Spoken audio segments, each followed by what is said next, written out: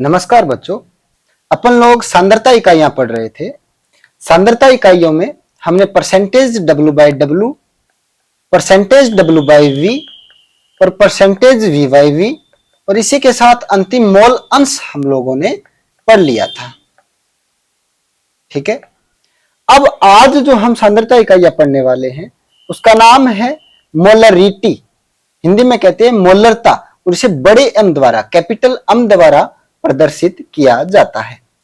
बहुत ही इंपॉर्टेंट सांद्रता इकाई है क्योंकि केमिस्ट्री के ज्यादातर चैप्टर्स में जो सांद्रता टर्म्स यूज की जाती है वो मोलरता ही है, तो इसे आपको ध्यान में रखना है, बड़ी इंपॉर्टेंट है ये।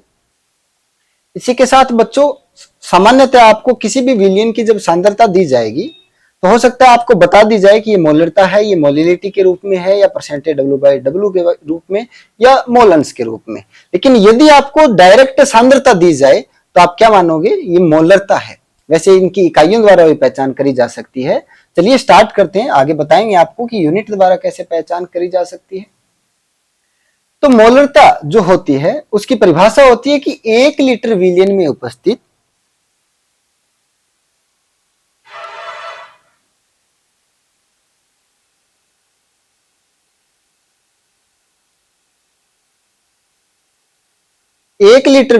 उपस्थित विलय के मोलों की संख्या को क्या कहते हैं, मोलरता कहते हैं। तो सबसे पहले आप ये एक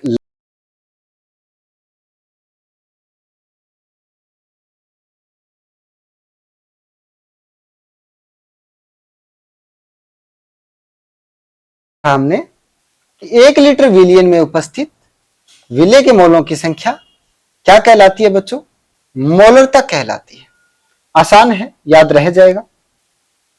चलिए सर, जैसे मान लो एक एग्जांपल द्वारा मैं इसको और एक्सप्लेन करता हूं थोड़ा सा। मान लो आपके सामने लिखा गया है कि एक सुगर विलयन है जिसकी मोलरता क्या है, 2 अहम है। क्या कि एक सुगर विलयन है, सुगर सॉल्यूशन है एक शर्करा विलयन, और जिसकी मोलरता क्या है, 2 m है। कि जो मोलरता है वो 2 m है। तो इसका क्या तात्पर्य होगा बच्चों, तो इसका तात्पर्य होगा क्या कि 2 मोल शर्करा, क्या 2 मोल शर्करा 1 लीटर विलयन में उपस्थित है, 1 लीटर विलयन में उपस्थित है। तो इसका साधारण सा मतलब हो गया। ठीक है। जैसे मैं एक एग्जांपल और देता हूं, आपको ज्यादा अच्छे से समझ में आएगा। मैं बोल रहा हूं कि मान लो आपके सामने लिखा हुआ मिले आपको कि NaOH का 0.25 m विलयन है। तो इस लाइन का क्या मतलब होगा, बहुत आसान है। 1 लीटर विलयन में उपस्थित जो विलय के मोल होते हैं उसे ही हम मोलरता कहते हैं। तो हम कहेंगे कि 0.25 मोल जो NaOH है वो किस में उपस्थित है, 1 लीटर विलयन में उपस्थित है। ये इसका साधारण सा मतलब हो गया। आसान है, कोई टफ है नहीं ज्यादा। तो आप कहोगे सर कि हमेशा हमें 1 लीटर विलियन में ही देखना होता है क्या, तो बिल्कुल बच्चों, 1 लीटर विलियन में जो विलय के मोल होते हैं उसे ही हम मोलरता कहते हैं, मोलरिटी कहते हैं, जिसे बड़े एम द्वारा प्रदर्शित किया जाता है। तो सूत्र क्या होगा, तो मोलरता का सूत्र मैं कह सकता हूं कि मोलरता बराबर मैं क्या लिख सकता हूं, विलय के मोल, एक सेकंड इसे मैं थोड़ा सा रफ कर देता हूं। मोलरता बराबर क्या होगा, विलय के मोल, विलय के मोल अपॉन किस में देखते हैं अपन, विलयन के आयतन में, विलयन का आयतन। सामान्यतः अपन विलयन को 1 लीटर आयतन में देखते हैं। 1 लीटर जो विलयन का आयतन है उसमें विलय के कितने मोल है उसे ही कहेंगे अपन मोलरता। अगर आयतन आपका ml में दिया गया है तो उसे आप कन्वर्ट करोगे किस में, लीटर में, तो मल्टीपल क्या कर दोगे, 1000। तो ये बच्चों आपका मोलरता का सूत्र बन गया। अब यहां से देख भी सकते हो, मैं कहता हूं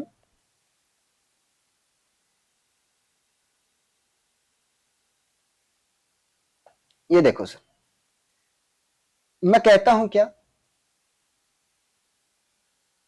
नीचे अपने को आयतन किस में लेना होता है, लीटर में। तो मैंने बोला आपको परिभाषा में कि 1 लीटर विलियन में, नीचे वैल्यू कितनी कर दूं आयतन की, 1 लीटर। ये लो जी 1 लीटर कर दिया, इसकी वैल्यू 1 लीटर। तो 1 लीटर विलियन में उपस्थित विलय के मोल ही क्या कहलाएंगे, मोलरता कहलाएंगे। तो नीचे अगर 1 लीटर हो गया तो विलय के मोल इज इक्वल टू क्या होगी, मोलरता होगी। अरे समझे, विलियन का आयतन मैं 1 लीटर में देख रहा हूं, तो नीचे 1 आ गया विलियन का आयतन, तो विलय के मोल ही क्या कहलाए, मोलरता कहलाए। यही अपन ने परिभाषा वो लिखी थी कि 1 लीटर विलियन के आयतन में विलय के मोल ही क्या कहलाते हैं, मोलरता कहलाते हैं। तो बहुत आसान सा है, आपने कर लिया। आपको ये फॉर्मूला ध्यान में रखना है, बड़ा ही महत्वपूर्ण फॉर्मूला है ये, इसको आप ध्यान में रखोगे बच्चों।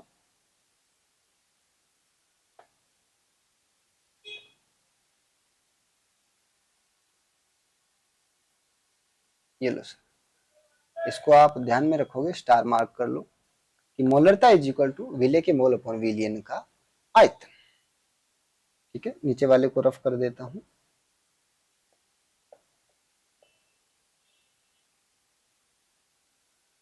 ये लो सर, एक सवाल आपको करवा दूं मैं। सवाल है कि विलियन की मोलरता ज्ञात कीजिए। क्वेश्चन क्या है, विलियन की आपको मोलरता ज्ञात करनी है।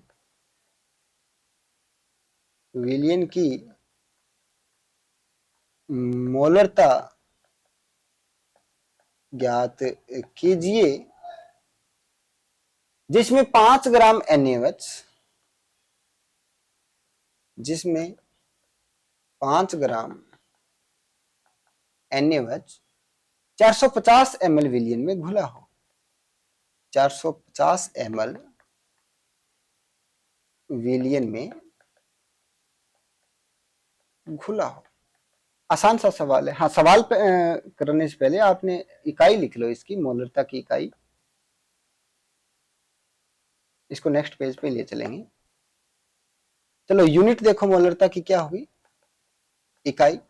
इकाई होगी बच्चों क्या, ऊपर विलय के मोल है तो मोल आ गया, नीचे क्या है विलियन का आयतन यानी कि लीटर, मोल पर लीटर, या मैं कह सकता हूं क्या, मोल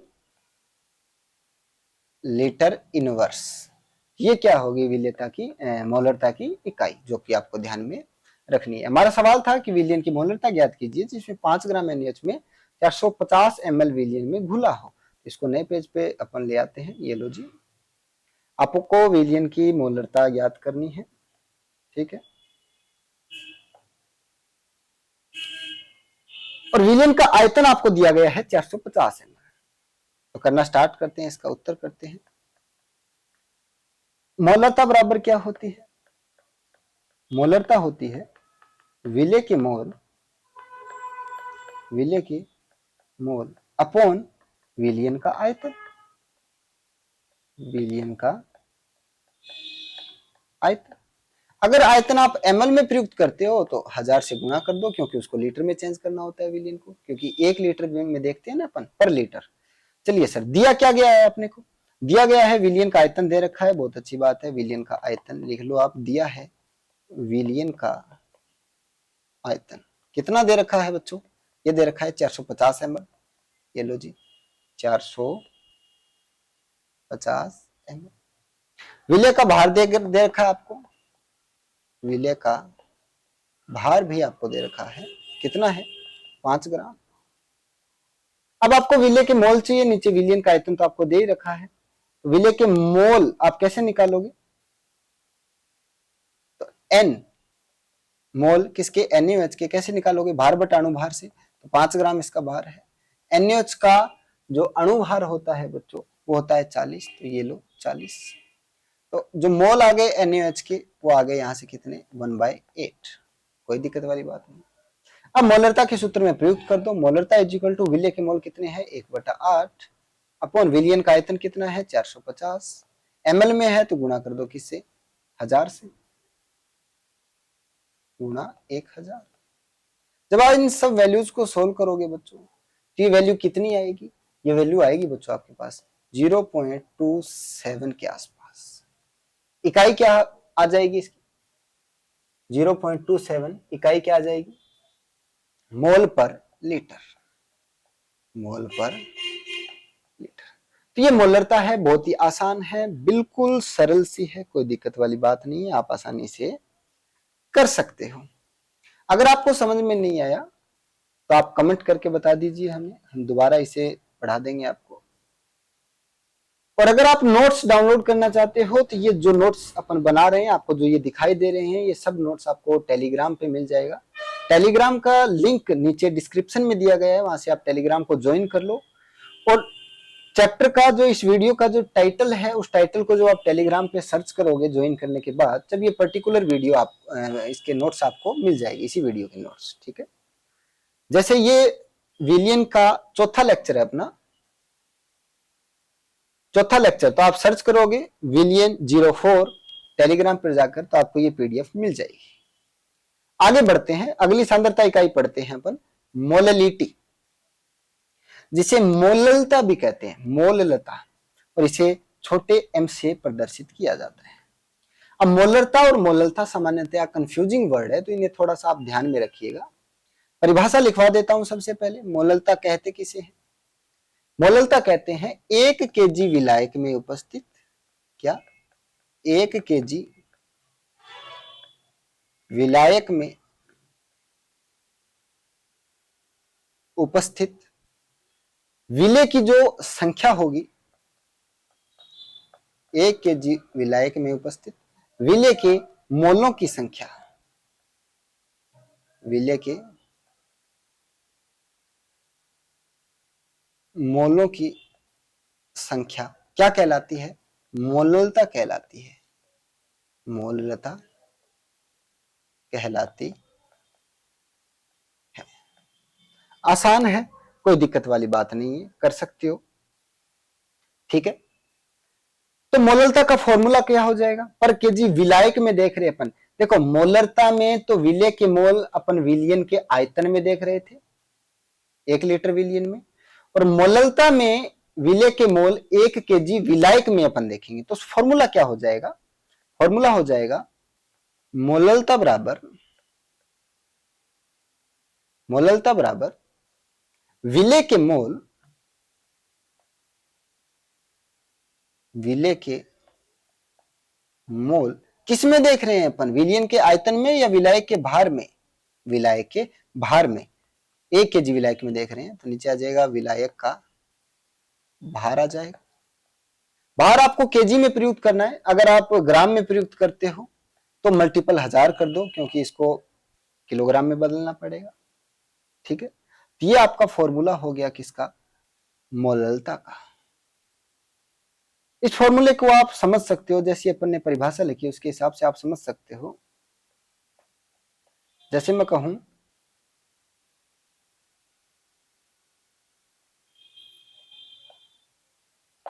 जैसे अपन ने कहा कि 1 केजी विलायक में उपस्थित, अगर नीचे वाली इस वैल्यू को, अगर नीचे वाली इस वैल्यू को मैं 1 कर दूं,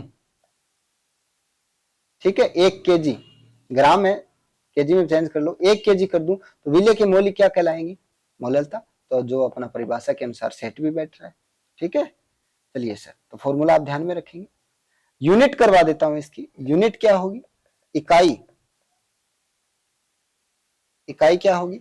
ऊपर है विलेय के मोल, तो ऊपर तो मोल हो गया, नीचे क्या है? विलायक का भार। किस में लेना है अपने को? ये केजी में, तो मोल पर केजी, या इसको ऐसे प्रदर्शित कर सकते हैं, मोल केजी इनवर्स। ये मोललता की इकाई हो गई, ठीक है। अब कई बार क्या होता है कि कॉम्पिटिटिव एग्जाम में क्या दिया जाता है आपको, जैसे मान लो आपको लिख के दे दिया 2m, तो ये क्या है? मोलरता, मोलरिटी। अगर आपको दे दिया 3m, ये मोललिटी हो गया। तो एक तो आप m के आधार पर छोटा या बड़ा देखकर आप अंदाजा लगा सकते हो कि ये मोललता है या मोलरता। लेकिन कई बार क्या होता है कि एम को उल्टा पुल्टा लिख देते हैं, बहुत बार हिंदी मीडियम में ये कंफ्यूजन हो जाता है, एम को उल्टा पुल्टा लिख देते हैं। जैसे आपको दे दिया 2m, बड़ा एम, और इसकी इकाई भी दे रखी है आपको, मान लो मोल पर केजी देख ली, तो बड़ा एम तो दे दिया, होना चाहिए था मोलरता, लेकिन इकाई देख के आपको फाइनल डिसीजन लेना है कि ये मोलरता है या मोलरता है, तो इकाई यहाँ पे मोलरता की है तो इसे हमको अपन क्या मानेंगे, मोलरता ही मानेंगे। ठीक है, तो ये थोड़ा ध्यान रखना, इकाई द्वारा ही आपको पहचान करनी है कि ये मोलरता है या मोलरता। तो दोनों की इकाई आपको मोस्ट इंपोर्टेंट है, ध्यान में रखनी है। इस पर आधारित डायरेक्ट सवाल पूछे जाते हैं। अब जैसे मैं आपको एक एग्जांपल देता हूं कि आपको चीजें किस प्रकार से लिखी हुई मिलेगी और आपको किस प्रकार से सोचना है। मान लो आपको लिखा हुआ मिले 1.00 मोल केजी इनवर्स केसीएल का जलीय विलयन है, केसीएल का जलीय विलयन है। अगर इस प्रकार से आपको चीजें लिखी मिले या फिर यही लिखा मिले ऐसे, कैसे 1m केसीएल जलीय विलयन, जलीय विलयन, इस तरह से अगर आपको लिखा हुआ मिले तो इसका मतलब आपको क्या निकालना है, क्या समझोगे इस लाइन का मतलब आप, इसका मतलब है, इसका अर्थ है कि 1 केजी विलायक में, क्या अर्थ है इसका, 1 केजी विलायक में विलय के मोलों की संख्या, विलय के मोलों की संख्या कितनी है, ये लिख रखी देखो, 1 है। क्या है, 1 है। बात समझ में आ गई। देखो इसको एक अलग तरीके से भी लिख सकते हैं, जैसे मैं आपको एक एग्जांपल दोबारा बताता हूं। ये लो जी एग्जांपल आपके सामने, जैसे मान लो आपके सामने ऐसे लिखा हुआ मिले कि 1m NaCl का जलीय विलयन, NaCl का जलीय विलयन है। तो इसका अर्थ आप कैसे समझोगे, बिल्कुल पहले की तरह इसका अर्थ आप समझ सकते हो कि 1 केजी विलायक में, 1 केजी विलायक में 1 मोल NaCl उपस्थित है। ये मतलब आप इस लाइन का निकाल सकते हो, क्योंकि पर केजी विलायक अपने को देखना होता है विलय के मोल, जो कि दे रखा है कितना, 1 मोल। इसको आप इस तरह से भी रीड आउट कर सकते हो, कैसे, इसका अर्थ ऐसे निकाल सकते हो आप कि 58.5 ग्राम NaCl किसमें उपस्थित है, 1 केजी जल में उपस्थित है, जल में उपस्थित है। अब बोलोगे सर 58.5 ग्राम कहां से आया, तो देखो होता क्या है, आपको ये तो लाइन, आपको ऊपर वाली लाइन का तो मतलब पता ही है कि ये अर्थ कैसे निकला है कि 1m NaCl दे रखा था, तो 1 मोल NaCl 1 केजी विलायक में है। 58.5 ग्राम कहां से आया, तो 1 मोल NaCl है, 1 मोल NaCl, 1 मोल NaCl का वजन कितना होता है, अणुभार जिसे कहते हैं, होता है कितना, 58.5 ग्राम। जैसे देखो अगले एग्जांपल से बिल्कुल साफ समझ में आ जाएगा आपको। जैसे मान लो आपको दिया जाए क्या, यहीं पे 2m NaCl दिया गया हो आपको, NaCl जलीय विलयन, 2m HCl जलीय विलयन। इसका मतलब क्या है, इसका मतलब बहुत सिंपल सा है, 2 मोल NaCl उपस्थित है किसमें, 1 केजी विलायक में, या विलायक के रूप में, या जल है तो जल में, विलायक में। ये सभी को समझ में आता है, बहुत ही आसान है। 2 मोल उपस्थित है। अब 2 मोल NaCl का भार कितना होता है, यह बताओ आप, 2 मोल NaCl का भार कितना होता है। तो मैं इसको ऐसे भी कह सकता हूं, 2 मोल की जगह मैं इसका भार प्रयोग कर दूं, 2 मोल NaCl का भार होता है बच्चों कितना, 117 ग्राम। ऐसे लिख दूं 117 ग्राम NaCl उपस्थित है किसमें, 1 केजी विलायक में, 1 केजी विलय। बस इतनी सी बात है, जो विलय के मोल अपन लिख रहे थे उन मोल्स को अपन ने भार में कन्वर्ट कर लिया। आसान सी बात है, कोई ज्यादा टफ नहीं है, अरे समझ जाओगे। चलिए सर एक सवाल करो आप, सवाल है बच्चों, वैसे तो मैं ये करवा दूंगा आपको, नेक्स्ट एक सवाल की वीडियो आएगी, वो वीडियो आप प्लीज कर लीजिएगा, क्योंकि सवाल बोर्ड में बड़े महत्वपूर्ण हैं। एकदम डिटेल में बारी बारी कैसे कौन सी चीज को लिखना है, कैसे प्रदर्शित करना है, कैसे आपको उत्तर निकालना है, वो सब आपको बता रहा हूं मैं धीरे धीरे, तो करते रहिए। 103.65 ग्राम HCl विलियन में, HCl विलियन में 3.65 ग्राम HCl विलय है। विलियन की मोललता ज्ञात करो, विलियन की मोललता ज्ञात करो। बहुत ही आसान है, कैसे करोगे आंसर इसका, कैसे करोगे आंसर करोगे आप कि हमें पता है कि कोई विलियन किस किस से मिलकर बनता है, विलियन मिलकर बनता है बच्चों विलय प्लस विलायक से, आप सबको मालूम है ये बात। विलय का भार आपको दे रखा है कितना, 3.65 ग्राम, ठीक है। विलियन का भार दे रखा है कितना, 103.65 ग्राम। अरे सवाल में ये देखो, ये वैल्यू दे रखी 103.65 ग्राम HCl विलियन है, तो विलियन का भार आ गया। विलय कितना है, 3.35 ग्राम, ठीक है। विलायक का भार कितना आ गया, विलियन में से विलय का घटा दो, ये आ गया 103.65 ग्राम, माइनस कर दो आप 3.65, विलय का इधर जाके माइनस हो जाएगा, ये बच जाएगा कितना, 100 ग्राम। क्या बच गया, ये विलायक का भार, 100 ग्राम विलायक बच गया। चलिए सर, अपने को ज्ञात करनी है क्या, मोललता, तो मोललता होती है विलय के मोल, विलय के मोल अपॉन क्या करोगे, विलायक का भार, विलायक का भार। भार अगर ग्राम में दिया गया है तो उसको केजी में चेंज करो, उसके लिए 1000 से गुणा करना पड़ेगा, आसान है। वैल्यूज पुट कर दो, विलय का मोल दिया गया है क्या, विलय के मोल दिए गए हैं क्या, देखो विलय के मोल नहीं दिए गए, ज्ञात कर लो। NaCl विलय के मोल बराबर क्या होगा, विलय का भार कितना है 3.65 ग्राम, अपॉन विलय का अणुभार कितना होता है 36.5 ग्राम पर मोल होता है। तो ये इनको सोल्व करोगे आप, सोल्व करोगे तो यहां से NaCl आ जाएगा, वैल्यू आपको कितना 0.1, ये वैल्यू कितनी आ जाएगी बच्चों आपकी 0.1। अब वैल्यू पुट कर दो किसमें, इस वाले फॉर्मूलाज में, तो मोललता इज इक्वल टू विलय का मोल आया 0.1, विलायक का भार कितना है बच्चों 100 ग्राम, और ग्राम में है तो किलोग्राम में चेंज करो इंटू 1000, 2 जीरो से 2 जीरो कैंसिल आउट हो गई, तो मोललता आ गई बच्चों आपको 1 मोल पर केजी। ये आ गया बच्चों आपका आंसर। मेरे ख्याल में बहुत ही आसान था, कोई ज्यादा टफेस्ट पार्ट था नहीं। तो इस प्रकार से आपको मोलरता और मोललता को समझना है। एक अंतिम और इंपॉर्टेंट बात आप नोट लगा के लिखो,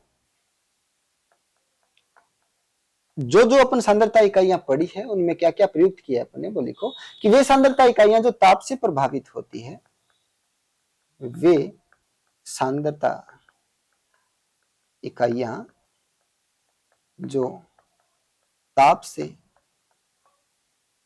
प्रभावित होती है, वे सांद्रता इकाइयां जो ताप से प्रभावित होती है,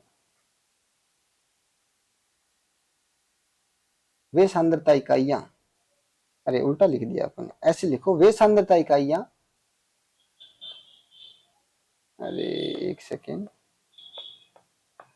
वे सांद्रता इकाइयां ताप से प्रभावित होती है जिनमें आयतन सम्मिलित हो, जिनमें आयतन सम्मिलित होता है।